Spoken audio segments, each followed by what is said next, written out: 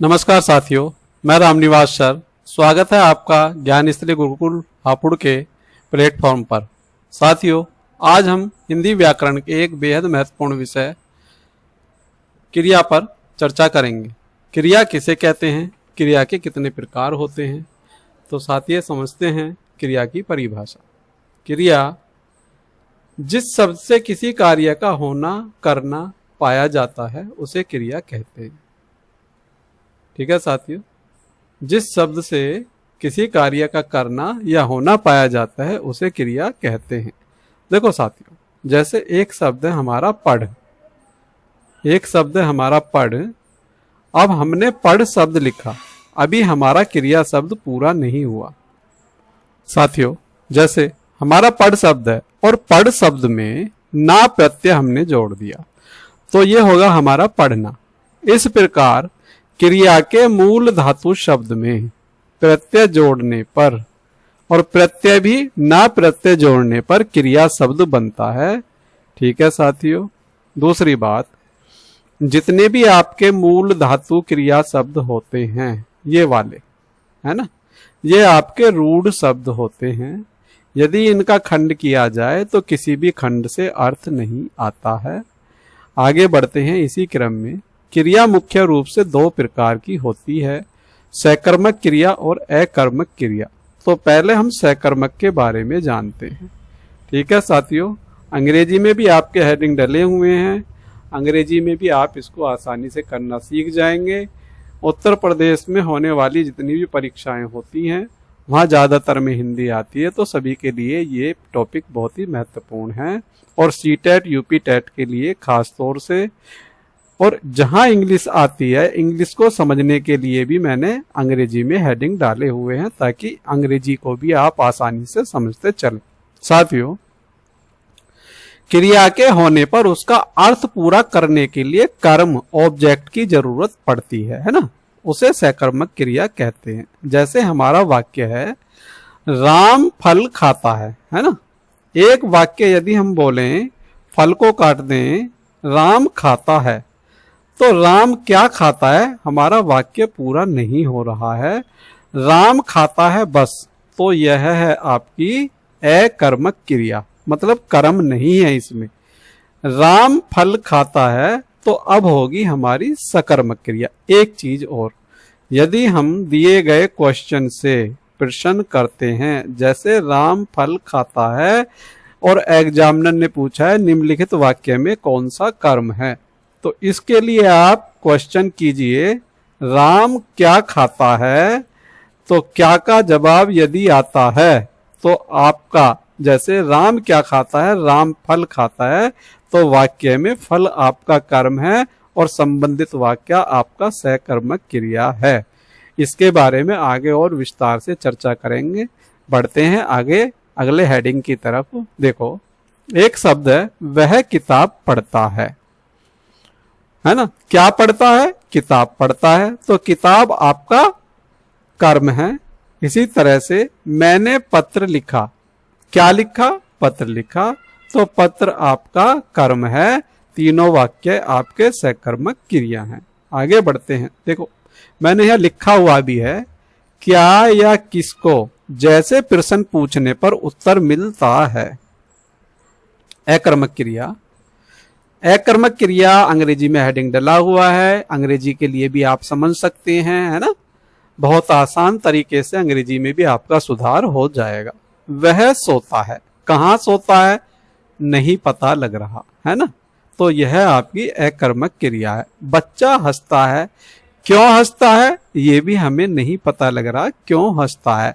सूर्य उगता है, सूर्य कहाँ उगता है यह भी हमें पता नहीं लग रहा।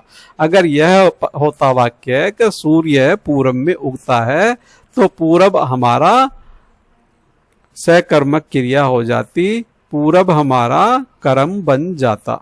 आगे बढ़ते हैं। पानी बहता है, कहाँ बहता है पता नहीं, पानी नदी में बहता है तो नदी हमारा कर्म बन जाती। ठीक है साथियों, इस तरह से आप अकर्मक और सकर्मक को पहचान सकते हैं। आगे चलते हैं, अर्थ के आधार पर क्रियाओं को विस्तार से समझते हैं। अर्थ के आधार पर क्रियाएं कितने प्रकार की होती हैं। ठीक है, पहला है आपका क्रियार्थक संज्ञा, वर्बल नाउन, है ना।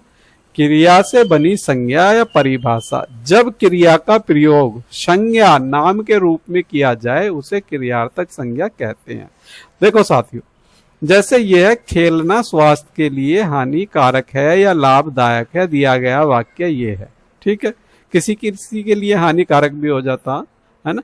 देखो, खेलना स्वास्थ्य के लिए लाभदायक है, वाक्य हमने ये दिया है। अब यहां दिए गए वाक्य की डेफिनेशन में ये स्पष्ट किया गया है, जब क्रिया शब्द संज्ञा के स्थान पर कार्य करता है। देखो, ये यहां संज्ञा के स्थान पर कार्य कर रहा है, संज्ञा या सर्वनाम भी हो सकता है।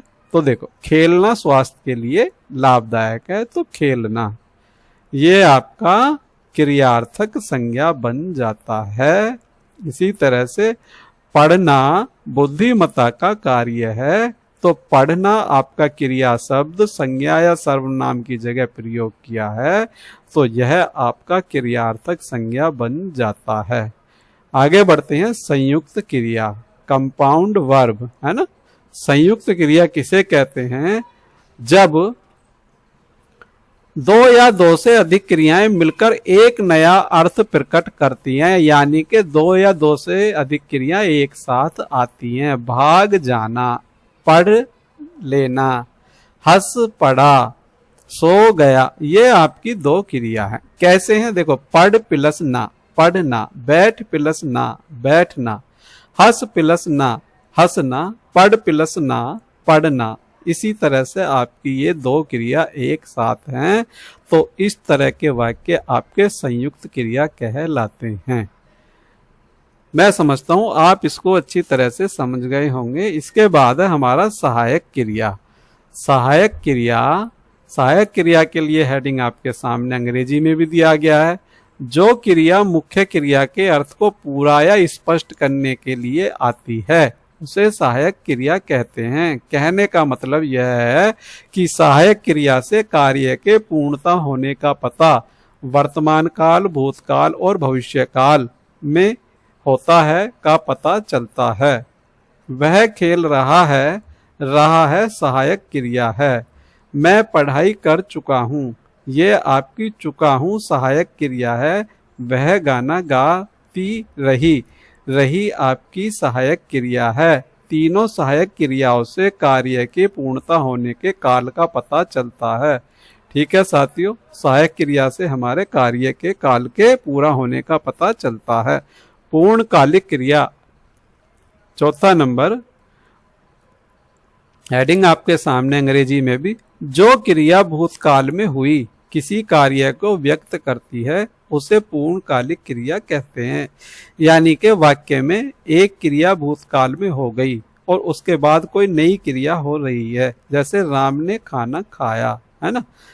या इसको हम ये बोले, राम खाना खाकर सो गया, तो ये आपकी पूर्वकालिक क्रिया है। दूसरा, बच्चा सो गया या बच्चा खेलकर सो गया, तो ये आपकी पूर्वकालिक क्रिया है।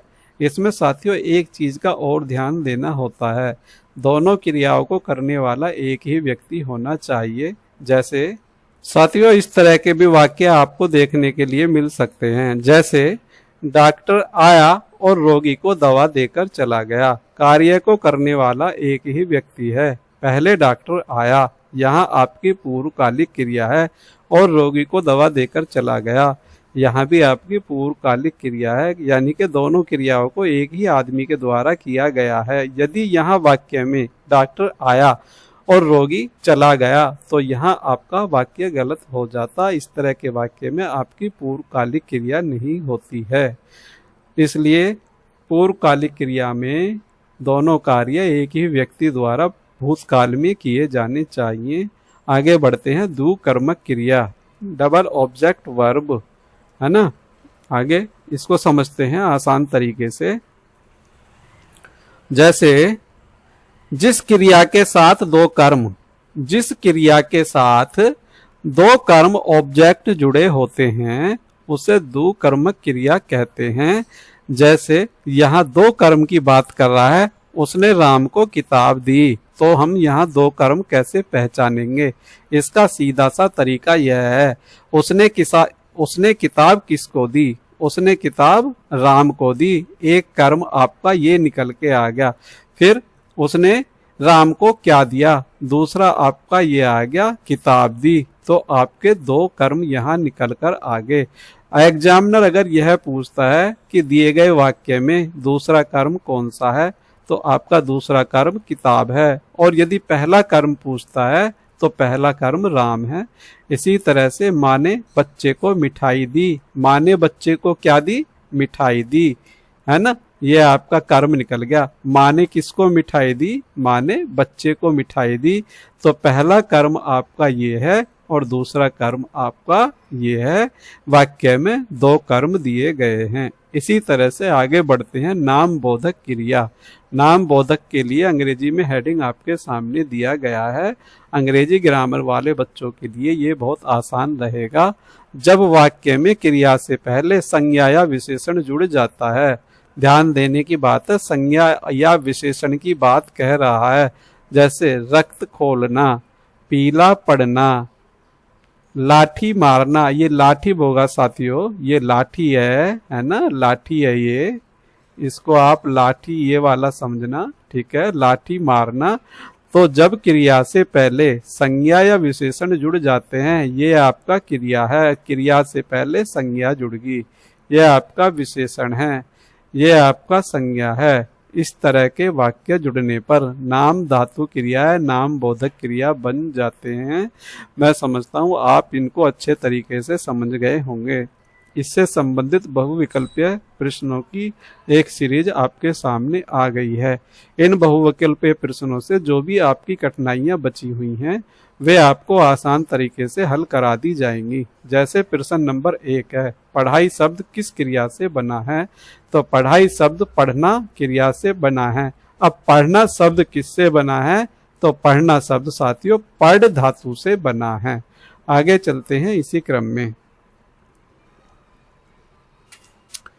प्रश्न नंबर 2 है, लिखने से लेखन सुधार होता है, किस प्रकार की क्रिया है? इसके बारे में आप सोचिए, विचार कीजिए। मैं आपको थोड़ी देर में आंसर बताता हूं, तब तक इस पर आप अपना मंथन कीजिए। इसी तरह दूसरा प्रश्न आपके सामने, ये लिखने से लेखन सुधार होता है, किस प्रकार की क्रिया है? तो इसका आंसर आपके सामने है। ये आपका क्रियार्थक संज्ञा बनता है। क्यों बनता है साथियों? क्योंकि लिखने से वाक्य में क्रिया शब्द को पहले लिख दिया गया है। जब वाक्य में क्रिया शब्द संज्ञा या सर्वनाम की तरह कार्य करता है, तो वहाँ क्रियार्थक संज्ञा होती है। समझ गए होंगे इस बात को अच्छी तरह से। आगे बढ़ते हैं अगले प्रश्न की तरफ। अगला प्रश्न नंबर 3। प्रश्न नंबर 3 को आप पढ़िए, मैं इसका आंसर आपको बताता हूँ। इसका भी साथियों ऊपर वाले की तरह ही आंसर है, जैसे ये है, ये भी आपका क्रियार्थक संज्ञा है। आगे बढ़ते हैं अगले प्रश्न की तरफ। वीडियो ज़्यादा लंबी ना हो, इसलिए आपको प्रश्न जल्दी जल्दी कराए जाएंगे। आपको जल्दी जल्दी प्रश्न करने की आदत डालनी होगी। प्रश्न नंबर 4, नाचना मनोरंजन का साधन है, तो मूल क्रिया शब्द क्या है? देखिए 2 शब्द कर दीजिए, इसके 2 खंड कर दिए, नाच प्लस ना। तो नाच आपका ये जो है आपका मूल धातु शब्द है। मूल धातु शब्द रूढ़ शब्द होते हैं। रूढ़ शब्द वे होते हैं जिनके खंड करने पर किसी भी खंड से ना और च से कोई अर्थ नहीं आता है। ये हैं आपके रूढ़ शब्द। अगले प्रश्न की तरफ बढ़ते हैं। प्रश्न नंबर 5, गाना क्रियार्थक संज्ञा बनेगी, कैसे बनेगी इसको आपको बताना है ना। गाना आपका ये क्रिया शब्द है, इससे क्रियार्थक संज्ञा बनानी है, ठीक है। कैसे बनानी है देखिए, गाया ये आपकी क्रिया शब्द हो गया, गाती ये आपका क्रिया शब्द होगा, गाते ये भी आपका क्रिया शब्द होगा। अब गायन, गायन वाक्य हम बना सकते हैं। देखिए कैसे बनाना है। देखो साथियों, मैंने एक वाक्य लिखा, गायन संगीत की एक अद्भुत कला है ना। ये हमारा गायन शब्द बन गया। गायन शब्द क्रिया शब्द से बना है, ठीक है।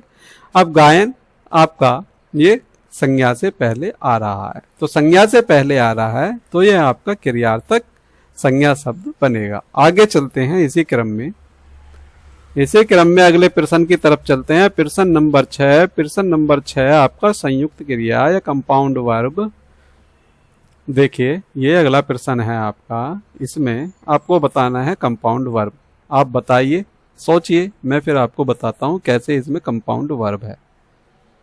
देखो साथियों, संयुक्त क्रिया में देखो जैसे ये है, संयुक्त क्रिया के ये पहला प्रश्न है, भाग गया किस प्रकार की क्रिया है ना। दो क्रिया भाग और प्लस ना इसमें जोड़ देंगे भागना, और गया या जा प्लस ना इसमें जोड़ देंगे तो जाना। आपके दो क्रिया शब्द एक साथ जुड़ रहे हैं तो ये साथियों आपकी संयुक्त क्रिया होगी। अगला प्रश्न आपके सामने, सो गया, सोना और जाना है ना, सोना और जाना, यहाँ भी आपकी दो क्रिया हैं। सो गया में मुख्य क्रिया है। अब यहाँ इसने मुख्य क्रिया पूछी है तो मुख्य क्रिया के बारे में आप सोचिए कौन सी मुख्य क्रिया है। देखिए मुख्य क्रिया है आपका सोना, है ना, सो गया। ठीक है, आगे चलते हैं। आगे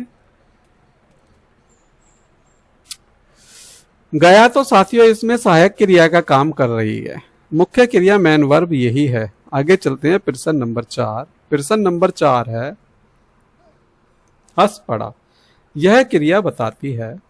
देखिए ऑप्शन आपके सामने आ गया, ऑप्शन डी है।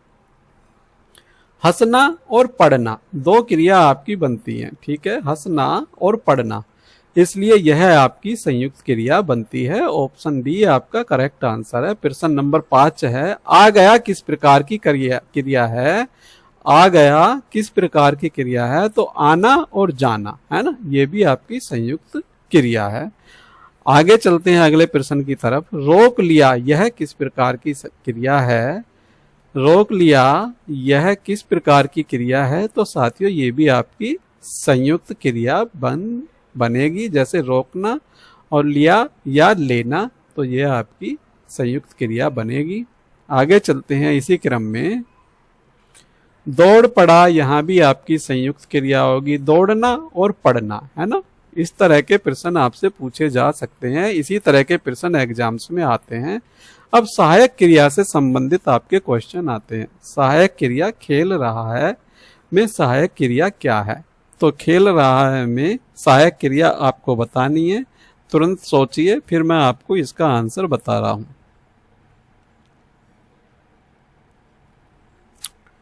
देखो साथियों, इसमें भी ऑप्शन बी आपका ये है। ये इसने पूछा है सहायक क्रिया, अगर मेन वर्ब पूछता तो मेन वर्ब है आपकी ये। आगे चलते हैं इसी क्रम में अगले प्रश्न की तरफ। पढ़ चुका हूं में सहायक क्रिया कौन सी है, इसमें आपका सहायक क्रिया ये है और मुख्य क्रिया आपकी ये है। आगे चलते हैं अगले प्रश्न की तरफ। गाती रही सहायक क्रिया है, इसमें रही आपका सहायक क्रिया है। अगले प्रश्न की तरफ, सो रही है में सहायक क्रिया, तो यहां भी आपकी ये है, ये आपकी मुख्य क्रिया है। अगला प्रश्न, खेलेंगे, देखो एक शब्द पूरा आ गया, ये भविष्य काल के लिए खेलेंगे, खेल प्लस एंगे, है ना, खेलेंगे दोनों को जोड़कर एक शब्द बना दिया गया। इस तरह के प्रश्न भी आपसे पूछे जा सकते हैं। तो यहां एंगे आपका सहायक क्रिया होगी, ठीक है। अब आप कह रहे होंगे सर ये छोटा ए कैसे आ रहा, बड़ा भी तो आ सकता। साथियों यहाँ छोटे ए के लिए ही मात्रा है ये, इसलिए यहाँ छोटा ए ही आएगा। देखिए ये आपका ये है, एक मात्रा का मतलब ये है, और जब आपकी दो मात्रा एक साथ हो, है ना, ये तो आपका ये बन जाता है। जैसे ये आपका शब्द है सदैव, तो ये आपका ये वाला ए माना जाएगा, दो मात्रा वाला। आगे बढ़ते हैं इसी क्रम में अगला प्रश्न नंबर 6, लेखन कर रहा हूं में सहायक क्रिया। लेखन कर रहा हूं में सहायक क्रिया, जल्दी सोचिए फटाफट। इसमें पूरा है कर रहा हूं, पूरी सहायक क्रिया यहां तक है। ये लेखन आपकी मेन वर्ब है। आगे बढ़ते हैं इसी क्रम में, खा चुका हूं सहायक क्रिया है, प्रश्न नंबर 7 में खा चुका हूं सहायक क्रिया है, इसमें चुका हूं, है ना, ये आपकी पास्ट टेंस में है। ठीक है, खा चुका है ना।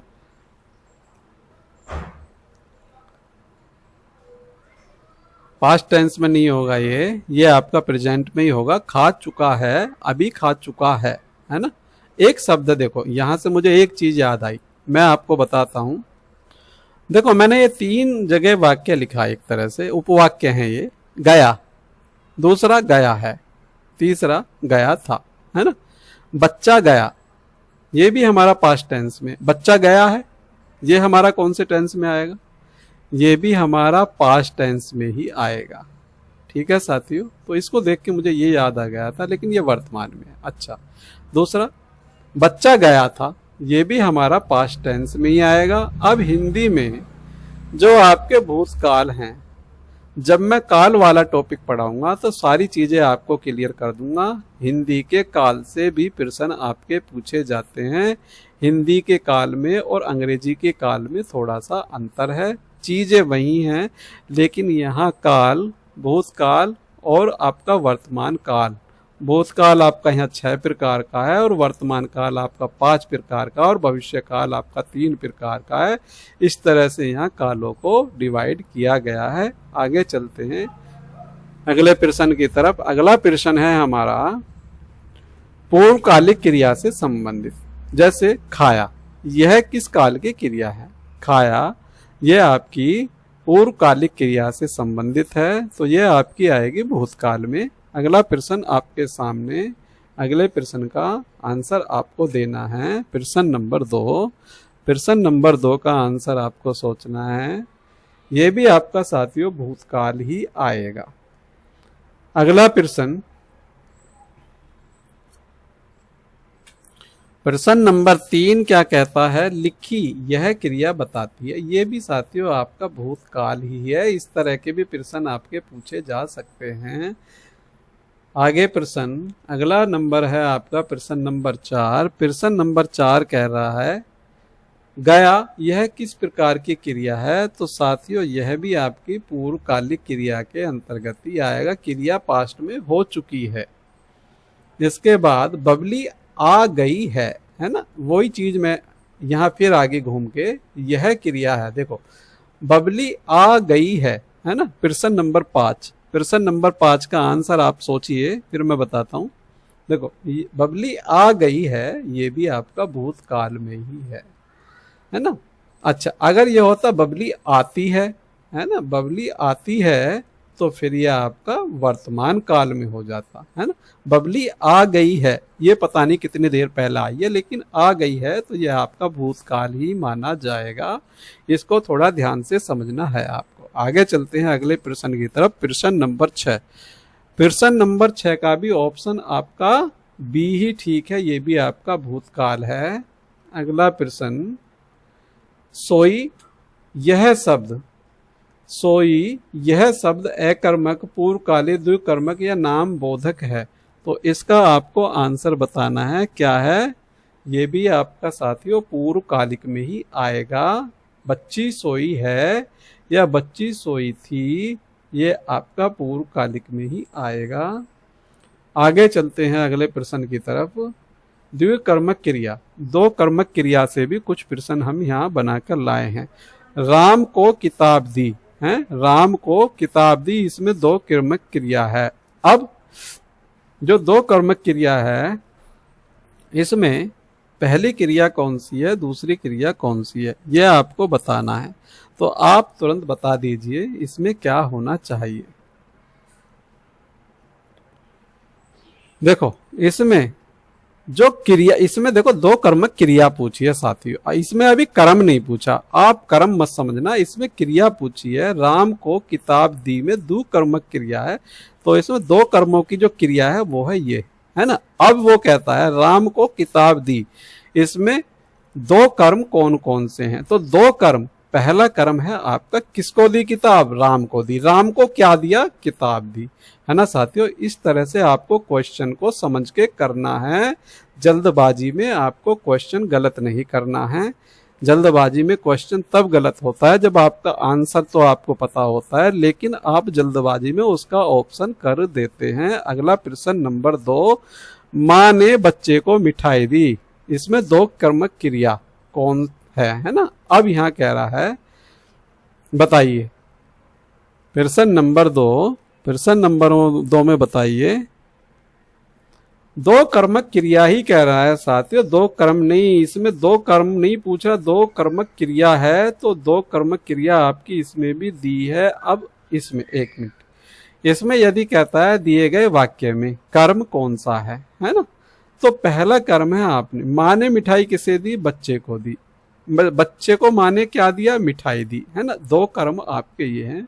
क्वेश्चन का तरीका आपको समझना है, क्वेश्चन किस तरह से किया है। गुरु ने छात्र को पुरस्कार दिया, गुरु ने छात्र को पुरस्कार दिया, तो इसमें भी क्रिया पूछी है साथियों। क्रिया मैं आपको सारी चीज क्लियर करा रहा हूं, इसमें भी क्रिया पूछ रहा है, 2 कर्मक क्रिया है। देखो 2 कर्मक क्रिया, इसमें जो है ये ड्यूल मीनिंग आंसर हो रहे हैं। ये 2 प्रश्न हमारे पहले थे, एक ये थे, इसमें थोड़ी टाइपिंग मिस्टेक रही है, वैसे स्पष्ट नहीं किया गया प्रश्न को, है ना। देखो इसमें 2 कर्म जो हैं, गुरु ने पुरस्कार किसको दिया, छात्र को, एक कर्म आपका ये, गुरु ने छात्र को क्या दिया, पुरस्कार दिया, दूसरा कर्म आपका ये। अच्छा अब क्रिया की बात है, तो क्रिया जैसे दिया है ना एक क्रिया, तो क्रिया आपकी इसमें दिया है। आगे चलते हैं अगले प्रश्न की तरफ।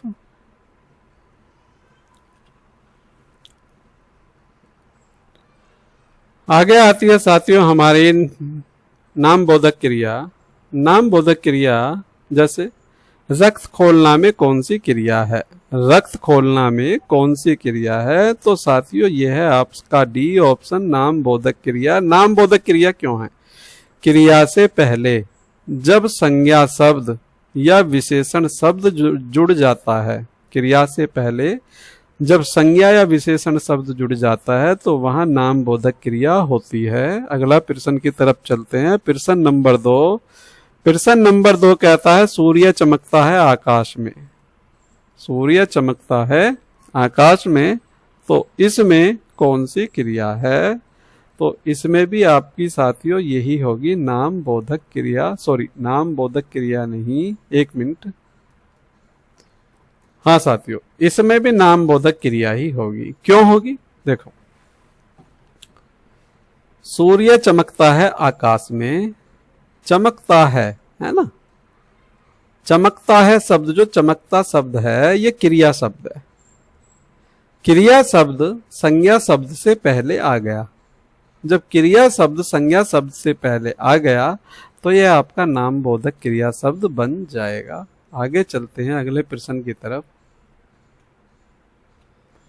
प्रश्नों की सीरीज हमारी खत्म हो चुकी है, हमारे पास इतने ही प्रश्न थे साथियों। मुझे विश्वास है आपको वीडियो अच्छा लगा होगा। यदि वीडियो आपको अच्छा लगा है तो इसे लाइक और शेयर करना ना भूलें, और जिसने हमारा चैनल को सब्सक्राइब नहीं किया है वो हमारे चैनल को सब्सक्राइब करते रहिए, क्योंकि आने वाली अगली वीडियो आपको इससे भी ज़्यादा आकर्षक रूप में मिलेगी। बहुत जल्दी हम मिलेंगे अपनी अगली वीडियो अव्यय के साथ। तो इसी के साथ साथ जय हिंद जय भारत साथियों।